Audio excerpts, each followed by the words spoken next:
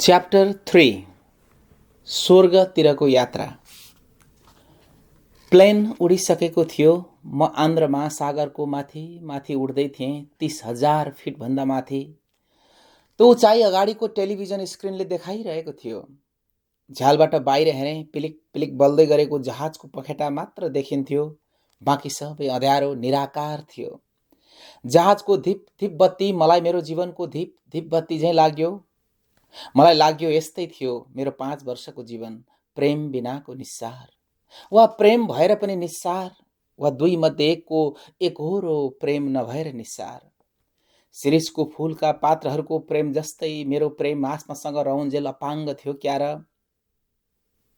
सुयोग र बरीका लागि त शिरीषका नीला फूलहरू थिए, जसलाई हेर्ने न्युले सुयोग बेला बेला बरीलाई हेर्न त्यहाँ धाइरहन्थ्यो।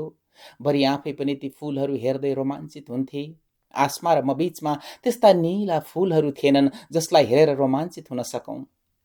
थिए त केवल बैठक कोठाको झ्यालबाट देखिने हरिया रुखका केही लहरहरू र त्यही पछाडिको एउटा नहर। मलाई ती सब रित्तो र खल्लो लाग्थ्यो।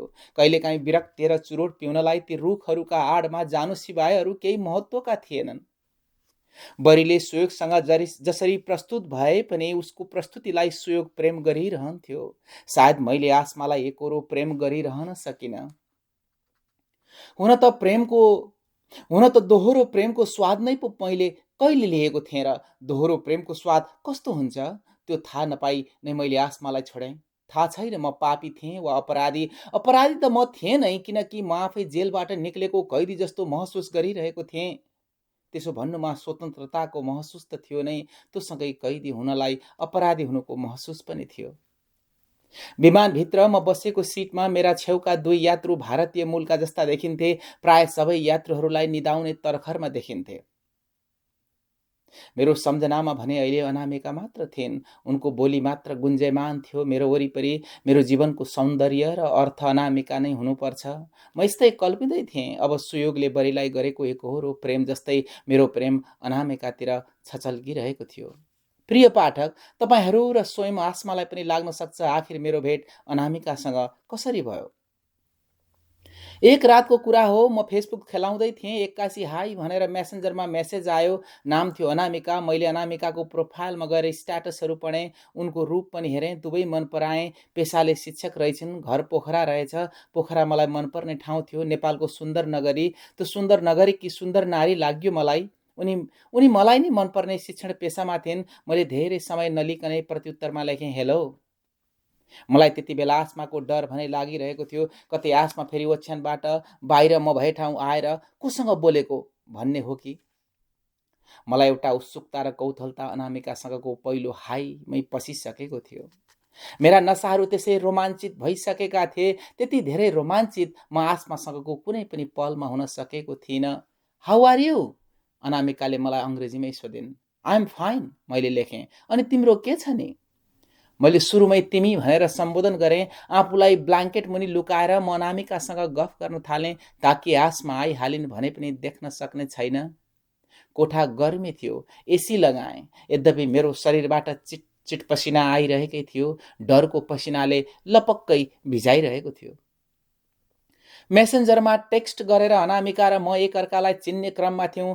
कहिले हो अनामिका मेरो फेसबुककी साथी भइसकेकी रहेछन्। मैले नै फ्रेन्ड रिक्वेस्ट पठाएको थिएँ होला सायद। कुनै शिक्षण पेसामा काम गर्ने व्यक्ति देखेर। यसै पनि फेसबुकमा धेरै साथी बनाउने मेरो रहर जहिले हुन्थ्यो। के पढ्छिन्, कहाँ काम गर्छिन्, परिवारमा को छन्, मैले अनामिकालाई सबै सोधेँ। उनले सोधेका सबै प्रश्नका उत्तरहरू मैले पनि दिएँ। अनामिकासँगको गफ गराइमा एउटा हुक महसुस भयो। लगभग रातको 12 बजिसकेको थियो, तर मेरो आँखामा निन्द्रा थिएन।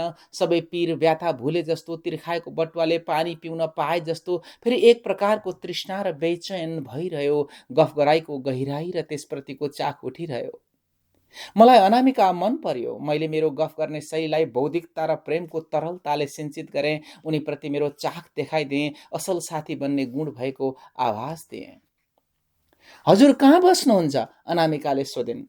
म कहाँ बस्छु भन्दा पनि म आफैमा कस्तो मान्छे हुँ भन्ने चिन्नु अनामिकाको लागि महत्त्वपूर्ण थियो सायद। त्यही भएर त्यो प्रश्न उनले सोध्न ढिला गरिन्। अमेरिका, मैले लेखेँ। पढ्दैछु समाजशास्त्रमा स्नातकोत्तर। अनामिका झनै प्रभावित भइन् होली। उनको र मेरो मुख्य विषय एउटै थियो, हजुर त ठुलो मान्छे हुनुहुँदो रहेछ। हो र, मलाई त त्यस्तो लाग्दैन। हजुरको नाम चाहिँ के नि, के भनेर बोलाउने? वास्तवमा अनामिका र मेरो परिचयको सुरुवात नै बडो अनौठो थियो। परिचयको सुरुवात नामबाट हुनुपर्ने हो प्राय, तर हाम्रो परिचय एकअर्कालाई थोरै पढेपछि मात्रै भयो। हाम्रो जुन किसिमको सम्बन्ध थियो त्यसमा हाम्रो नामभन्दा पनि जीवनको अर्थ, मूल्य र काम महत्त्वपूर्ण हुँदै थियो। जीवन, तिमीले जीवन नै भनेर बोलाए हुन्छ। तिम्रो त अनामिका नै हो नि, त्यही फेसबुकको नाम हो। त्यही नै हो, अनामिकाले भनिन्। उसो भए म हजुरलाई जीवनजी भनेर बोलाउँछु, हुन्छ? मैले थम्सअपको इमो पठाएर स्वीकारेँ। अनामिकाले स्माइली इमो पठाइन्। हाम्रो वार्तालाप नशा जस्तो लाग्दै थियो। नशा लागेपछि त्यस्तै नै हुन्छ। जति पियो उति पिउँ पिउँ लाग्ने यो नशाले मानिसको मस्तिष्कलाई नै अपहरण गर्दो रहेछ। कतै पढेको थिएँ, नशाले 3 किसिमले हाम्रो मस्तिष्कमा शक्तिशाली प्रभाव छोड्छ। पहिलो त्यही नशाप्रतिको इच्छा, दोस्रो अनियन्त्रित प्रयोग, तेस्रो एकहोरो लागिरहनु। अनामिकासँगको पहिलो गफ गराई त्यस्तै भयो। हजुर विवाहित हो? अनामिकाले एउटा बलियो र मैले सुन्न नचाहेको प्रश्न राखिन्। अलिक अगाडि नै यो प्रश्न राखिदिएको भए हो 5 वर्ष भयो बिहे भएको भनिदिन्थे, तर केही आत्मीयता बढिसकेको थियो। हरे भगवान, फसाद आइलाग्यो। अनामिकासँग गफ गर्ने नशा लागिसकेको थियो। कतै मेरो मुटुको कुनामा उनले थोरै अंश जमाइसकेकी थिइन्। त्यति बेला हो भन्न सक्ने हैसियत ममा थिएन। न त म सम्बन्ध विच्छेदमा सम्झौता गरेर बसेको छु नै भनेर ढाँट्न सक्थेँ। म अनामिकालाई तत्काल गुमाउन चाहन्नथेँ। उनी एउटा ठुलो प्रयासले, ईश्वरको कृपाले प्राप्त उपहार हुन् भन्ने लागिसकेको थियो। म अल्मलिएँ, छटपटिएँ, दोसाँधमा परेँ। नदी बीचको डुङ्गा चाहिँ भएँ, माझी नपाएर डुब्न लागेको। मसँग उत्तर भएन। मैले समय लिएँ। मैले भित्रभित्रै अनामिकालाई मन पराइसकेको थिएँ, तर आसमालाई चटक्कै बिर्सेको थिएन। रुबी जोशीले गाएको तिम्रो पनि माया लाग्छ, उनको पनि माया लाग्छ, हुने भए मुटु काटी दुवैलाई आधा आधा बाँडिदिउँ जस्तो लाग्छ भन्ने गीत अनायासै मेरो मस्तिष्क वरिपरि गुन्जियो। मेरो मस्तिष्क पसिनाले चिटचिटायो। यो प्रश्न नसोधिदिएको भए हुन्थ्यो। मैले मनमने अनामिकालाई गाली गरेँ। अनामिका सायद त्यो प्रश्नको उत्तर पाउन पर्खिरहेकी थिइन्। मैले समय लिइरहेको थिएँ। मैले ठुलो साहस बटुलेर भनिदिएँ, म अविवाहित हुँ। मैले ढाँटेँ। म अविश्वासिलो बने। कहिलेकाहीँ कसैको विश्वास जित्न पनि अविश्वासिलो बन्नुपर्ने रहेछ। हो, मैले त्यसै गरेँ। यो ठुलो ढटाइ थियो। मैले आसमासँगको सम्बन्धबारे केही खुलाउन चाहिनँ, तर खटपट भने मलाई धेरै भयो। कोही निर्दोषको हत्या गरेर आत्तिए जस्तै भएँ म आफैलाई अपराधी र पापी भएको बोध भयो। अनामिकालाई गुमाउन नपाए हुन्थ्यो। मैले अनामिकालाई त्यसरी ढाँट्नु हुने थिएन भन्ने लाग्यो। म अविवाहित पुरुष भन्ने भएपछि अनामिका झनै मेरो प्रेममा लिप्त हुने हुन् कि भन्ने भयो। यस्तै तर्कनहरू मनमा आए। मैले आफूलाई नियन्त्रण गर्न सकिनँ। म विवाहित भइसकेको पुरुष हुँ। अहिले सम्बन्ध विच्छेद गरेर बसेको छु। फेरि विवाह गर्न सक्ने सम्झौतामा छु भनिदिउँ कि झैँ लाग्यो। आखिर त्यो पनि ढटाइ नै हुन्थ्यो। ढटाइमाथिको अर्को ढटाइ। के तिमी पनि अविवाहित हौ? मैले सोधेँ। हजुर, म नि अविवाहित। हामी त छोरी मान्छे चाँडै बुढी हुन्छौँ, अनामिकाले भनिन्। मानौ उनी बिहे गर्न हतारिएकी छिन्। उनले म्यासेज पठाइन्, यसको कहिले बिहे हुन्छ र शान्तिले मर्न पाइन्छ? बुवाआमाले सोच्ने यही त हो।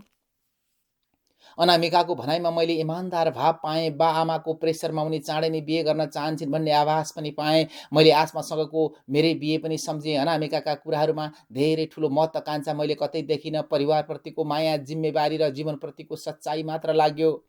उनको सोचमा एउटा साधारण जीवन मात्रै थियो। मलाई लाग्यो मैले सत्य बोल्नुपर्छ। हुन पनि मैले झुटो कहिले बोलेको छैन। बोली गएँ भने पनि त्यही झुटले भतभत पोलिहाल्न थालिहाल्छ। केही छिनमै सत्य बोलिहाल्छु। यो मेरो स्वभाव हो। तर धेरैलाई लाग्छ म गफ दिन्छु, खासै सत्य बोल्दिनँ, गफाडी भनेर मेरै साथीले भनेको सम्झेँ। तँलाई गफ दिन बाहेक केही आउँदैन, त्यो साथीले भनेको थियो। म यस अर्थमा खुसी हुन्थेँ कि म को हुँ मलाई थाहा थियो। मसँग सङ्गत गर्ने कोही नजिकको मान्छे हुँदो त उसलाई थाहा हुन्थ्यो। सबैभन्दा ठुलो कुरो त आफूले आफूलाई चिन्नु हो। अरूले व्याख्या जसरी गरोस् त्यसले केही फरक पर्दो रहेनछ। ठिक यही बेला श्रवण मुकारङको एउटा छोटो कविता सम्झेँ। गाउँ, सहर वा नगरतिर मलाई जङ्गली फुल भन्छन्, तर जङ्गलमै त मेरो नाम अर्कै छ। हो, मैले आफूले आफूलाई चिनेको थिएँ, त्यही भएर म ढुक्क थिएँ। वास्तवमा म विवाहित हुँ Anamika, but it is complicated. मैले लेखेँ। सेन्ड बटन थिचेर पठाइदिएँ। अनामिकाले मेसेज सिन गरेको सङ्केत आयो। सेन्ड बटन थिच्ने बित्तिकै मलाई लागिसकेको थियो कि मैले सदाका लागि अनामिकालाई गुमाइसकेँ। कस्तो कम्प्लिकेटेड? मैले बुझिनँ नि। अनामिकाले स्पष्टीकरण दिने ठाउँ दिइन्। उनको उत्सुकता अझ बलियो भएर आएको पाएँ। मैले राहतको गहिरो सास फेरेँ। मलाई लाग्यो मैले इट इज कम्प्लिकेटेड भनेर अनामिकालाई मसँग घुस्ने अवसर दिएँ। फेरि लाग्यो मैले आत्मामा चोट पुर्याएँ, अपराध गरेँ, अन्याय गरेँ। उसो त शिरीषको फुलको सुयोगलाई कहिले त्यस्तो आत्मग्लानी भएन जति बेला उसले लडाइँमा हुँदा उसैलाई प्रेम गर्ने एउटी युवतीलाई बलात्कारपछि कुल्चेर हिँड्यो। उसलाई त त्यस बेला मात्रै कता कता अपराध बोध भयो जति बेला उसले बरीलाई मन पराउन थाल्यो। हुन त मैले सुयोगले गरे जस्तो अपराध गरेको थिइनँ, तर बिहे गरेर पारपाचुके नगरी सम्बन्धमा हुँदाहुँदै आसमालाई छोडेर अर्की युवतीसँग माया गाँस्न हिँड्नु पनि अपराध नै पो हो कि भन्ने भयो। भित्रभित्र त्यही कुराले पिरोल्न थाल्यो। जे भए पनि एक मनले बलात्कार त गरेको छैन नि भन्ने सोचियो। आसमासँग त पत्नीको नाताले यौन सम्पर्क नगरेको हुँ। फेरि अर्को मनले भन्यो, सम्बन्धमा नबसेपछि र सम्बन्ध विच्छेद नै नभई छोडेर हिँडेपछि त्यो पनि बलात्कार नै हो। Sir, your special food, air होस्टेजले खाना ल्याइन्। म झन्डै झकाउन लागेको थिएछु। मैले टिकट काट्दै स्पेसल फुड अर्डर गरेको थिएँ। त्यही भएर सबैभन्दा पहिले मैले त्यो फुड पाएको थिएँ। थ्याङ्क यू, मैले खाना लिएँ। न्याप्किनमा बेरेको काँटा र चम्चा निकाल्दै अगाडिको टिभी स्क्रिनमा हेरेँ। टर्की पुग्न अब 3 घन्टा मात्र बाँकी रहेछ। अघि नै 9 घन्टा बितिसकेछ। मैले एयरपोर्टमा प्लेन चढ्नु अघि लिएको वाइन मेरो शरीरमा लागेछ क्यारे मलाई पत्तै भएन। प्लेनको झ्याल उगारेँ, हलुका उज्यालो देखियो। थाहा भएन त्यो बिहानको मिरमिरे थियो वा साँझको अँध्यारो। आकाशमा बादलहरू बाक्लिएका थिए। हामी बादलमाथि उडिरहेका थियौँ। म आफूलाई प्रश्न गरिरहेको थिएँ, के मैले आसमालाई छोडेर सही गरिरहेछु? के म साँच्चै अनामिकालाई नै बिहे गर्नेछु? मैले अनामिकालाई बिहे गरेँ भने मेरो पहिलो बिहे के हुन्छ? के आसमा मलाई खोज्दै आउलिन् र मेरो अगाडि प्राण त्याग्लिन्? के मैले अर्को बिहे गरेको थाहा पाएर मलाई बहुबिहाको मुद्दा हाल्लिन्? म रियल अपराधी हौँला? म साँच्चीकै जेलमा बस्नु पर्ला? एक्कासी प्लेन हल्लिन थाल्यो। Please fasten your seat belt, स्क्रिनमा खबर आइहाल्यो। जोड जोडले प्लेन हल्लिन थाल्यो, मानव त्यहाँ भएका सबै यात्रुहरू मृत्यु पर्खिरहेका छन्। एउटा विमान परिचारिकाले ल्याएर राखिदिएको खाना नै अन्तिम भोज जस्तो भयो। निदाइरहेका यात्रुहरू सबै बिउजिए। खैला बैला सुरु भयो। नानीहरू रोएको आवाज आयो। फास्टन योर सिट बेल्ट निर्देशन भइरह्यो। Nothing is happening. आफ्ना ईश्वरलाई सबैले पुकार्न थाले। चट्याङको जस्तो चर्को आवाज सुनियो। प्लेन नै विस्फोट होला जस्तै लाग्यो। अब यति नै रहेछ कि क्या हो यो जिन्दगीको यात्रा? मैले मनमा नै गमेँ। केही बेरपछि बिस्तारै प्लेन हल्लिनु मत्थर भयो। हामी सबैले राहतको सास फेर्यौँ। प्रिय पाठक, म भन्दै थिएँ म कसरी अनामिकासँग नजिक भएँ। अनामिकाले मेरो कम्प्लिकेटेड सम्बन्धको बारेमा सोधेपछि मैले प्रश्न भनिदिएँ, मेरी श्रीमतीसँग मेरो विचार मिल्दैन। उनी चाहन्छन् आफ्नो विचारसँग मिल्ने पति होस्। त्यही भएर अहिले हामी एउटै छानामुनि छुट्टै बसेका छौँ। विचार त सबैको सबैसँग कहाँ मिल्छ र? अनामिकाले लेखिन्। विवाह एउटा सम्बन्ध हो, मिलाउनु पर्छ। म बैठक कोठाको सोफामै पल्टेर ब्ल्याङ्केटभित्र नै टेक्स्ट गरिरहेको थिएँ। त्यसपछि मैले केही बोलिनँ। बोल्नु पनि उचित लागेन। मैले आफ्नै गल्ती देखेँ। हो त नि, विचार सबैको कहाँ मिल्छ र? आसमा सायद त्यति बेला ओछ्यानमा मस्त निदाइरहेकी थिइन्। उनी कामबाट थाकेर आएकी थिइन्। उनलाई भोलि बिहानै काममा पनि जानु थियो। कति बज्यो भनेर अनामिकाले सोद्धा पो झसङ्ग भएँ। बिहानको 2 बजिसकेको रहेछ। ल त गुड नाइट, अनामिकाले त्यति लेखिन् र चाँडै नै अफलाइन भइन्। अनामिकाको हतारो देखेर साँच्चै भन्ने हो भने ममा पहिरो गए जस्तै भयो। के सोचिन् अनामिकाले? पछि मिल्ने कुनै सङ्केत नै नगरी अफलाइन भइन्। सियु, टेक केयर केही भनिनन्। मनमा अनेक तर्कना गर्दै कोल्टे फेर्दै लामो सास लिँदै मैले ब्ल्याङ्केट बाहिर टाउको निकालेर सुत्ने प्रयास गरेँ। घरि भान्सा कोठामा गएर पानी पिउँदै त घरि झ्याल बाहिर अँध्यारोले सर्लक्क निलेका रुखहरू र नहरहरूलाई हेर्दै आफैसँग बोलेँ, मैले ठिक गरेँ। म विवाहित पुरुष त हुँ नि। यसरी अविवाहित केटीसँग गफ गर्न कहाँ मिल्छ? उसै पनि मेरी पत्नी मैसँग छिन्। हाम्रो सम्बन्ध विच्छेद पनि त भएको छैन। छुट्टै बसेको त हो नि। आखिर आसमा नै हो मैले बिहे गरेर ल्याएकी पत्नी। मैले जे गरेँ ठिक गरेँ। अनामिकाले थाहा पाउनु पर्ने नै थियो म विवाहित हुँ भनेर, अर्थात् म आसमासँग छु भनेर। विचार नमिल्दैमा आसमालाई छोड्नु कायरता हो मेरो, यस्तो सोचेँ। आफैलाई घृणा लागेर आयो। जिम्मेवारीबाट पन्चिन खोज्ने गैर जिम्मेवार व्यक्ति लाग्यो आफैलाई। जापानिज लेखक किन्जाबोरी ओहीले लेखेको उपन्यास जसको अङ्ग्रेजी अनुवाद अ पर्सनल म्याटरको याद आयो। उपन्यासमा बर्ड नाम गरेको पात्र छ। उसको स्वभाव र आकृति झन्डै चराको जस्तै छ। उसको सपना भनेको अफ्रिका जाने र उतै बाँकी जिन्दगी बिताउने छ। ब्रेन हर्निया भएको छोरो जन्मेपछि त्यसबाट मुक्ति पाउन चाहिरहन्छ। उसकी पूर्व प्रेमिका हिमीकोसँग मिलेर योजना बनाउन थाल्छ। अन्तिममा महसुस हुन्छ कि ऊ आफ्नो जिम्मेवारीबाट पन्छिनु हुँदैन। उसले हिमीकोलाई छोडेर आफ्नै परिवारको रेखदेखमा जिन्दगी बिताउने निर्णय गर्छ। म किन आसमालाई छोडेर अनामिकालाई भेट्न गइरहेछु? आसमासँगै मेरो एउटा बच्चा जन्माउने र अर्को धर्मपुत्र पाल्ने योजना छ। म किन ती सबै योजनाहरू चकनाचुर पार्दैछु? उड्दै गरेको प्लेन नै रोकेर आसमातिर फर्क्यौँ जस्तो भयो।